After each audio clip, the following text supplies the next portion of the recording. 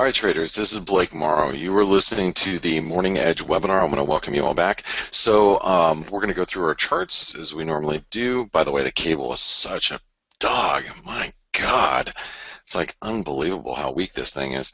I mean, listening to the Carney speech, or at least the highlights of the Carney speech, I guess I shouldn't be surprised too much. You should actually look at the euro pound. I mean, the euro pound was looking like it was pulling back, and then all of a sudden, boom! Thank you, Mark Carney, and you can see there's just a significant rally back in the euro pound. We were just, we had dropped quite substantially, and then just bounce back up. Like I said, thanks to Mark Carney. All right, let's take a look at. Let's start with the euro dollar, and the euro dollar. Like I said,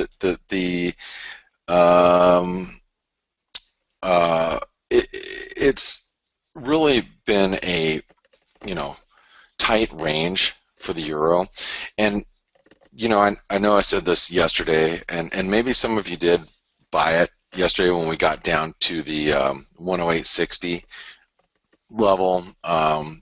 We dropped to about 108.69, and then we bounced back to 109.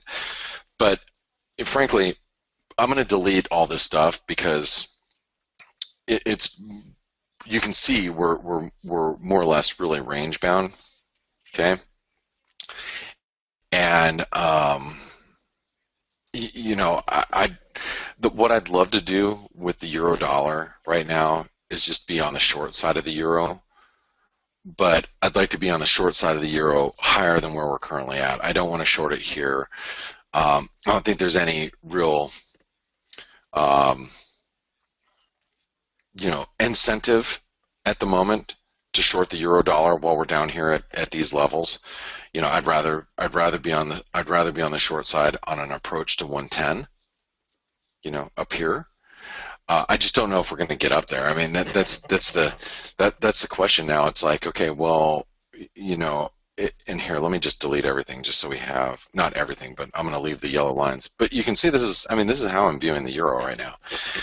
So what that simply means is, okay, I don't want to short the euro right now because there's still a potential for it to get back up to 110.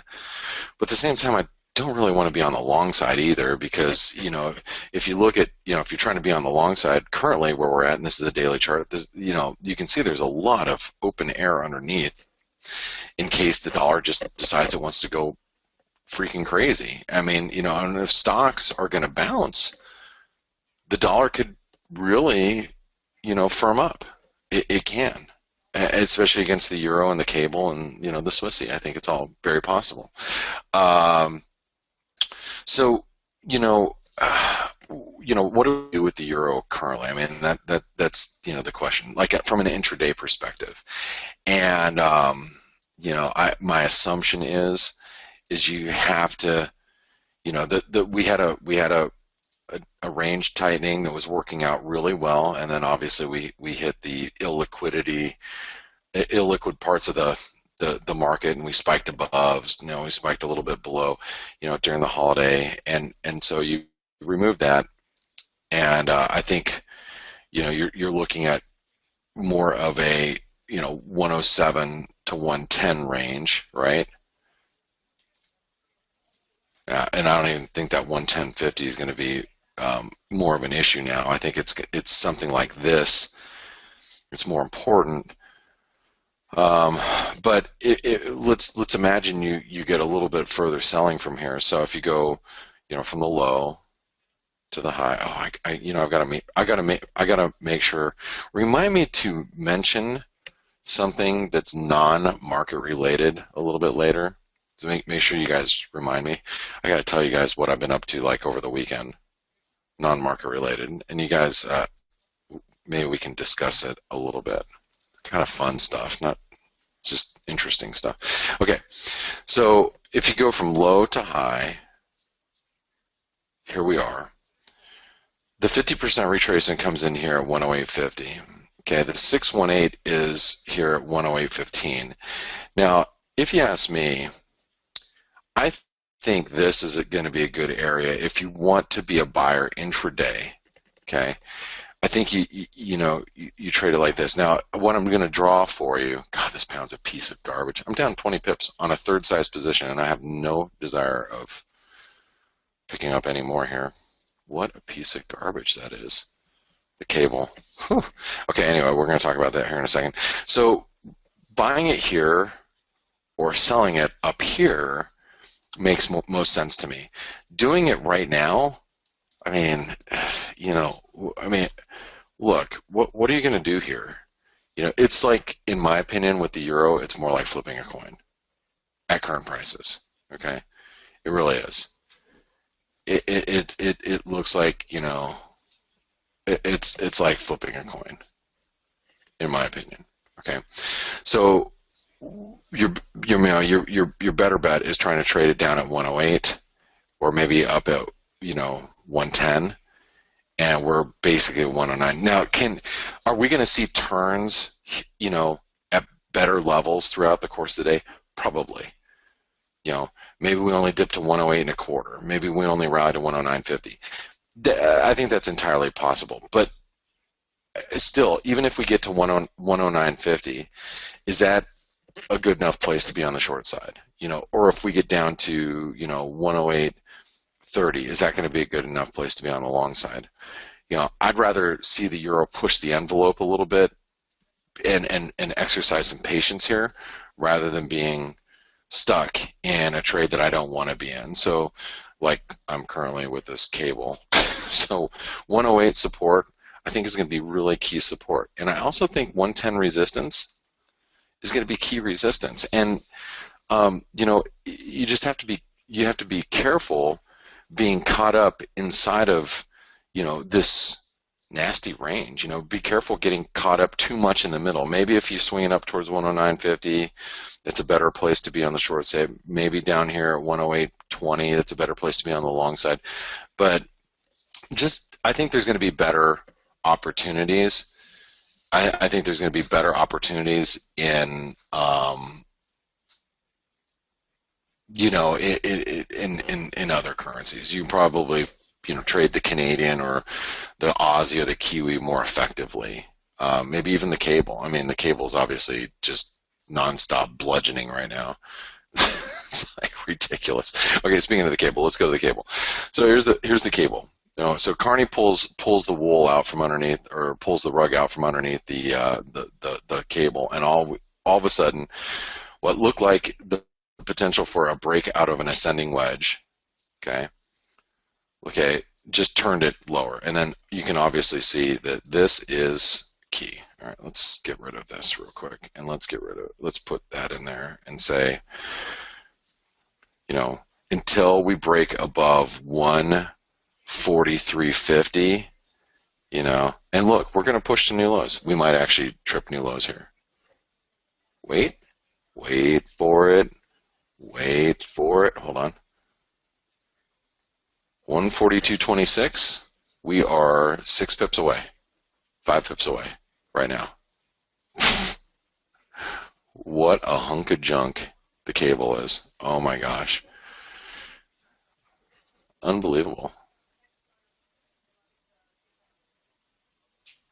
So I'm kind of watching it closely, because I mean, okay, so 142.25 and we're almost there.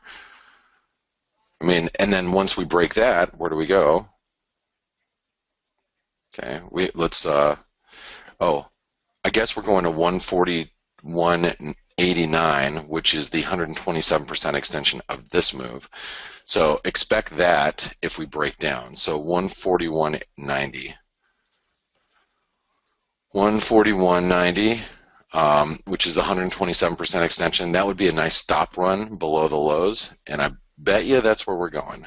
If I had to guess where the cable's going to go after it breaks down, it's going to go slicing through 142, trip stops, and then probably bounce after that. So resistance 143.50.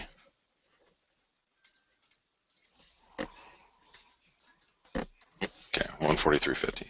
We are in a bearish trend. Okay. Let's go over to the Swiss franc. So the Swissy. So the Swissy's coming under some pressure. Was lifting earlier, but you know, Swissy's under a little bit of pressure. Um,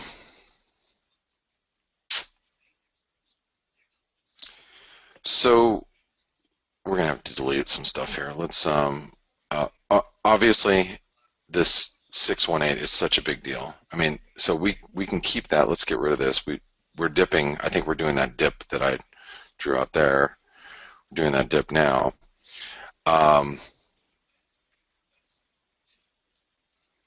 This is you know, this is the pair that I think you want to be a buyer down here at 99.70, and you want to be a, I don't know, a seller, or maybe take profits. Pounds new lows. Pounds breaking multi-year lows right now.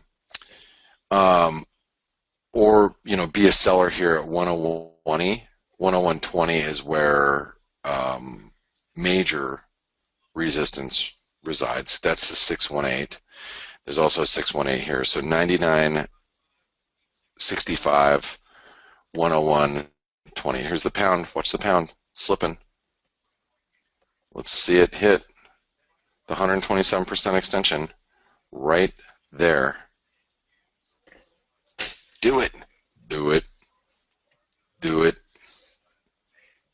Do it.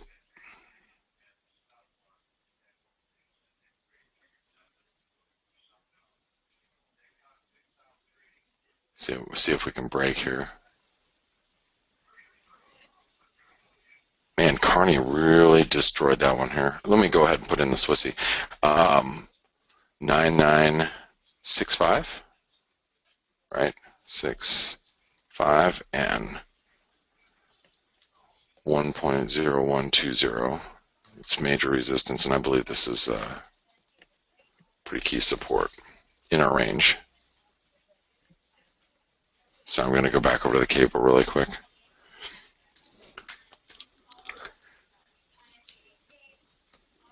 Man, look at that thing straight down. Thank you, Mark Carney.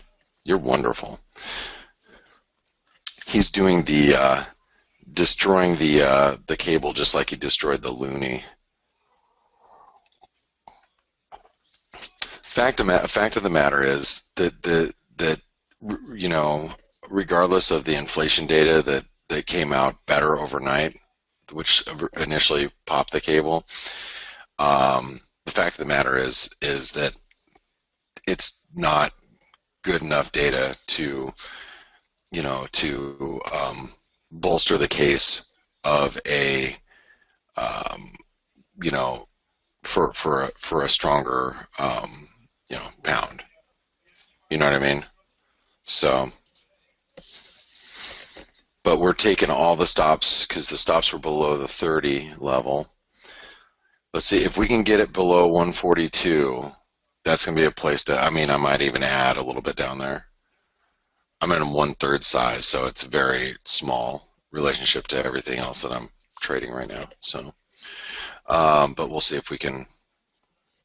We might have just taken the stops below and pop back up again too. I would think we're coming all the way down to 140, 190, but we'll see.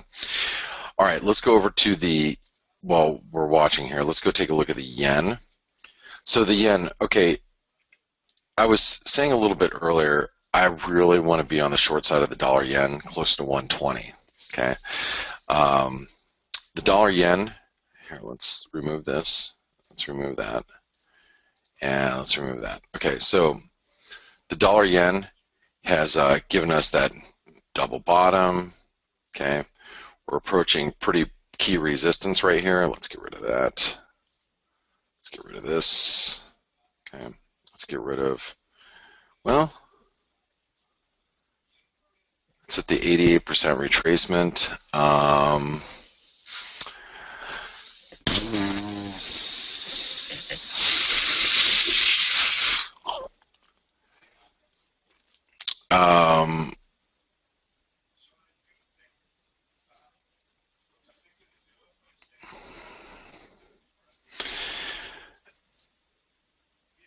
Okay, let's say, really quick, let's say we break this resistance right here.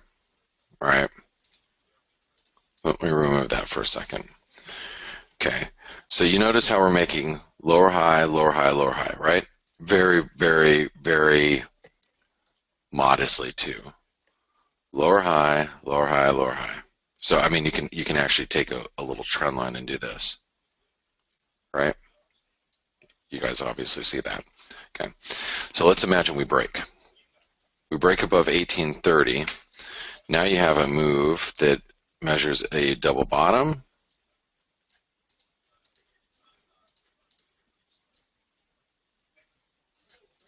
right up to 120. And that, my friends, is where I want to be a seller of the dollar yen. Now, if you don't think we can do that, so if you're looking at the dollar yen right now saying, there's no way we're going to be able to get all the way back up to 120, what would make me believe, and I'm asking you guys this question, what would make me believe that the dollar yen could possibly make it to 120? Jurian asks, another laptop toss coming up. It's extremely possible. Fortunately, this one would probably, I'd have to just throw I'd have to throw an old, Android phone or something. So Nick, he goes, bounce in equities and crude. Kevin says a recovery in equities. Esther says when the stock market bounces. Okay, good. You guys are all understanding where I'm going with this. So let's go over to the E-mini futures. Now look at the 4-hour chart of the E-mini futures. Okay, that's from the drop from 2070 down to 1850. We've taken out the downtrend line. Jan says somebody will say so. Okay, that's so true too. So what does it matter? So. All right, so let's just imagine. Let's just imagine equities here bounce. We rally. We go back to 1980. 5, and then we can party like it's 1999, like we're Prince. Just kidding. 1999, excuse me. So let's imagine we go to 1980 from 1904. I mean, that would be a pretty hella big rally back, right? That to me seems logical. And should this happen, the dollar yen's going back to 120. And should the dollar yen get back to 120 and us get back up here to 1980, that, in my opinion, is where risk will turn. All right, and I think it's possible because we've taken out this downtrend line. So going back to the dollar yen,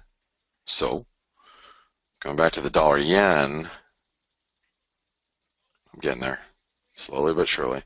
Okay, getting back to the dollar yen, I think key resistance is at 1835, 18, whatever the high is here, 37, 18, okay, we'll just call it 1840. Key resistance, 118.40. And should that break, guys, that means equities are going to really start to bounce. Whoops, sorry, this is, I don't know why that left, but here we're in a bearish trend, but we're, kind of moving counter trend right now. Now we're support, for those of you that think that we're going to get a really nice bounce in risk, probably here at 1745, and the thing is if we break back below like 1725, whatever I was just planning with the S&P bouncing, with the yen bouncing, probably ain't going to happen if we're back below 17 and a quarter. Okay, so I would say 1745 right now is some support. Okay, again, this is where, as a trader, this is where I become very hopeful. I'm hopeful. I am hopeful the dollar yen rallies to 120, because if the dollar yen rallies over to 120, hand over fist, I'm going to be buying some yen. All right, across the board. So I'm going to be buying yen, against the dollar. I'll be buying yen against the Aussie, the Kiwi, the Canadian, the yada yada, you name it. I'll be shorting dollar, or I'll be shorting yen pairs, buying yen, at those levels, without a doubt. Okay, So that's what I'm looking. That's what I'm looking for. All right, with the dollar yen. Um, let's go over to the Canadian. All right, so here's the Canadian. Now, the Canadian is here. Let's go over to the hourly. This channel has been pretty strong and pretty stout. Okay, we go all the way. We can go back even further, but you can see that we're holding. Okay, 144 is really key support. I think if 144 breaks, that's also telling you that crude oil is recovering pretty aggressively, and it's really key support. Period. End of story. It's actually 143.90. That is really critical support for the bulls. Resistance now, you have to imagine sellers are going to be, sellers are probably looking at this chart right now, and they're probably thinking, all right, maybe top is in, and so now any move back up to 145.50 by the time we get up there is going to find some sellers, okay, something like that. All right, if we make it up to 145.50, that's going to find some sellers. I really think that the Bank of Canada tomorrow is going to be the driver of the U.S. dollar Canadian. Obviously everybody's expecting a rate cut, so that's not a surprise. Actually, I think if it's just a rate cut and don't really talk a whole lot about quantitative easing, we're going to see lower levels in the dollar Canadian. It depends on what type of quantitative easing talks are being mentioned tomorrow. It's going to be whether or not drives us further than where we're at currently. But I think 145.50 is going to cap prices. So if you guys are, starting to look for highs and tops in the dollar Canadian, that would be the price I'd be looking for shorts. And frankly, if we get up to 145.50 today, I'm probably going to add a little bit more to my dollar Canadian exposure, because my dollar Canadian exposure is really small right now. It really is. I mean, my Euro Canadian exposure is pretty small. My dollar Canadian exposure is pretty small.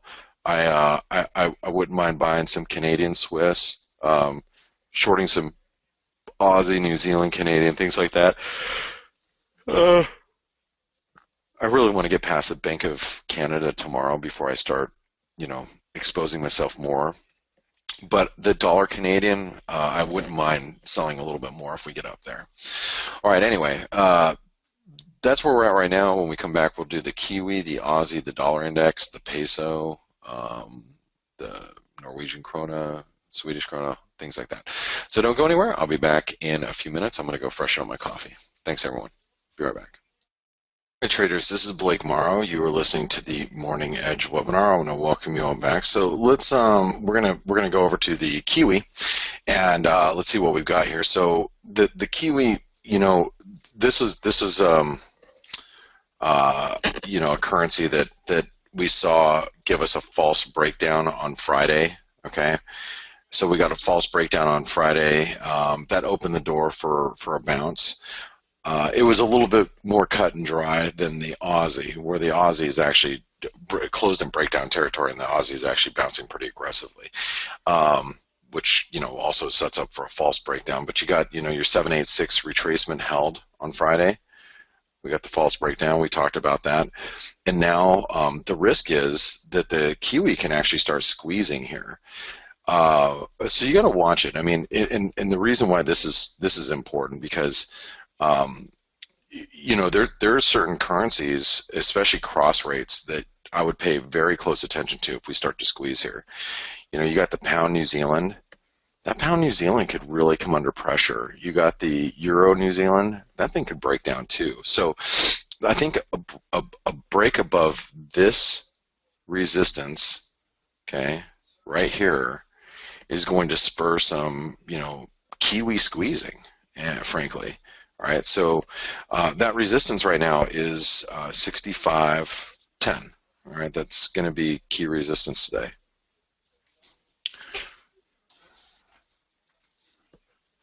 It's key resistance today. We are in a range environment.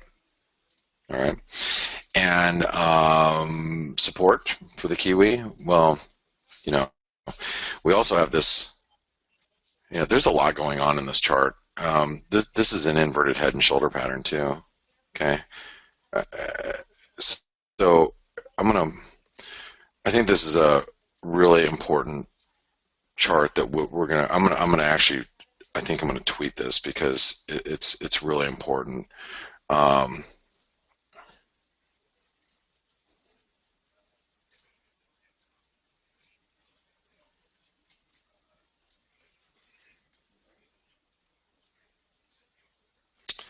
okay, this.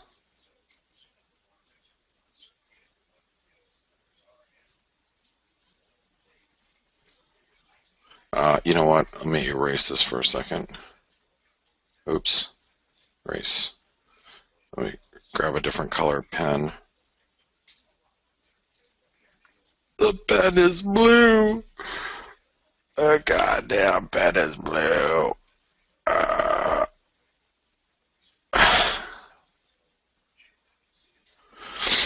okay, so it's hard to see the way I have this chart squished up, but the reason why it's so important is because of what all played out here. You know, because you gotta point out the fact that you had this 786 held, right? You got to point that out. The 786 held right here, okay? When we tagged it right through here, all right? You got to have a false breakout, and I mean this chart, it looks like we can squeeze, and if I'm right about equities, if I'm right that the equity markets are are going to continue to squeeze higher, then the Kiwi dollar would be a good candidate.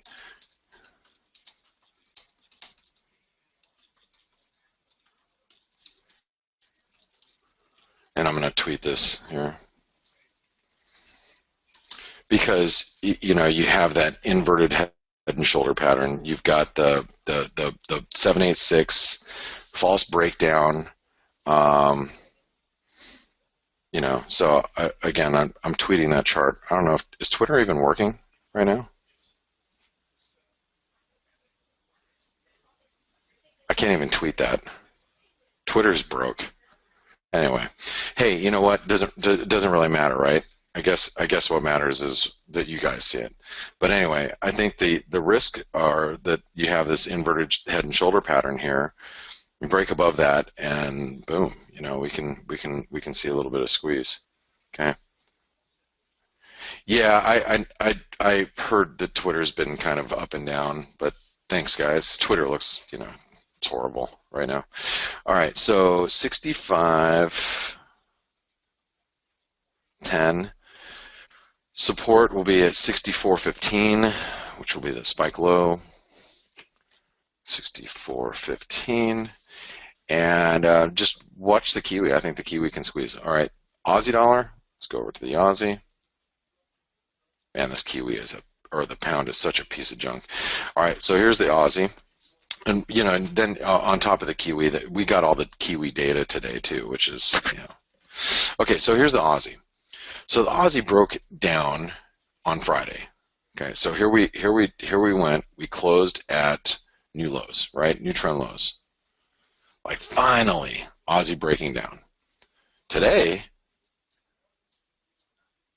we're bouncing. So we basically gap down and we're coming back. So if we break back above that previous support right there, here, let me get rid of this one. We break back above 70 and a quarter, 70.15. This squeeze is going to start because I mean, you expect, okay, with the weak Aussie data, you would expect that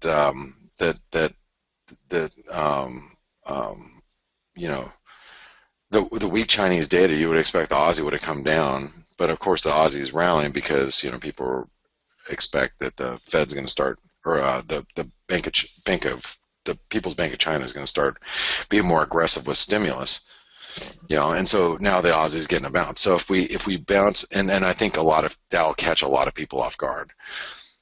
So 70.15 would be pretty big deal if we squeeze above that. Okay, I'm going to put us back in a range because I know on Friday I put us in a bearish trend, but the fact that we have given us a false breakdown thus far, that's a risk of us, you know, actually bouncing here. Support is all the way back down here, whatever the spike low is. 60 following Chinese data, so that's 68.38, so 68.40.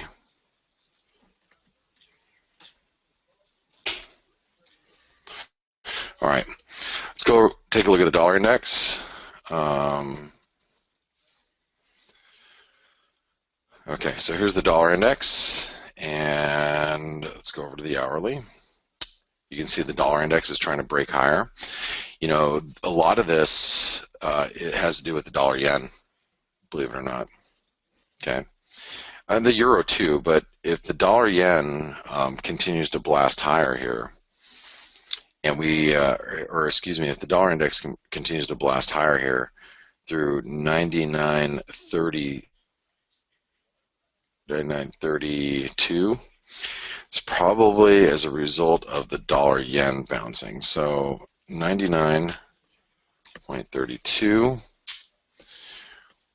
We're still in a big range.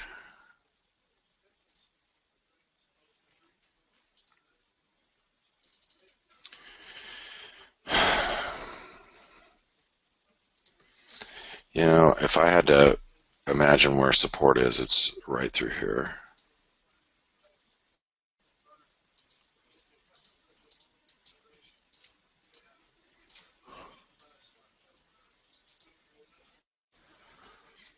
So support is down at 99.10 at this point. I mean, we're grinding higher. I mean, this is a really tight range for the dollar index, but you know. All right, so 99.10. Let's go take a look at the, wow, look at the cables just continuing to hit new lows. Okay, let's see the pound hit 141.90. And the dollar's rallying because you got your dollar yen, you got your pound dollar dropping, you got the dollar Canadian moving up. Those are all, you know, those are all components of the dollar index. So even though the euro's, you know, not really doing a whole lot. Okay.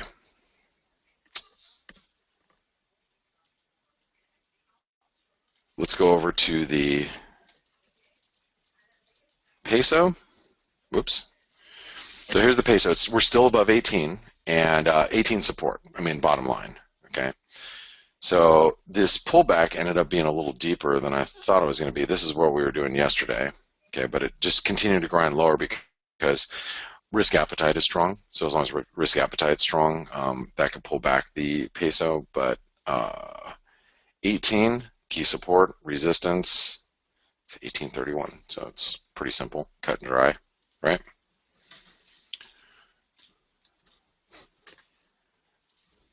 $18 key support, resistance 18.31. You add a 0 in there. Bullish. Okay. Let's take a look at the Norwegian krona. So the Norwegian krona is still, you know, it really needs crude to break back above 30, and I think if crude breaks back above 30, then we test this 875 level. So it's 890, 875, still capped here by this trend line, you know, as we've come out of that ascending wedge. So not a whole lot going on here. We're just kind of mid-range, but in order for the dollar Norwegian krona to come down, crude's got to bounce, bottom line. So US dollar, and I still have a short in the US dollar Norwegian krona. 8.7600, that's important support, and then resistance is 8.9000. and it is still bullish. Let's go over to the Swedish krona. So there's some news out of yesterday out of the Riksbank. The Riksbank said they're going to change the way they are calculating, I think, inflation data, but I'm not 100% sure right off the top of my head. I have to go back and look. But the U.S. dollar Swedish krona is just bouncing around. We're just, we're coming up into some good resistance here at 862. But I just don't know if there's a whole lot to do here. Like I said, with the Swedish krona, it's like I don't see any like really good trades at the moment here. I mean, you could short the U.S. dollar Swedish krona, but how about if the euro dollar slips through below 108? Then that means we're going to break right back above here. So I'd rather just kind of leave it alone at this moment. All right, so here is your bias chart. Go ahead and take a picture of it.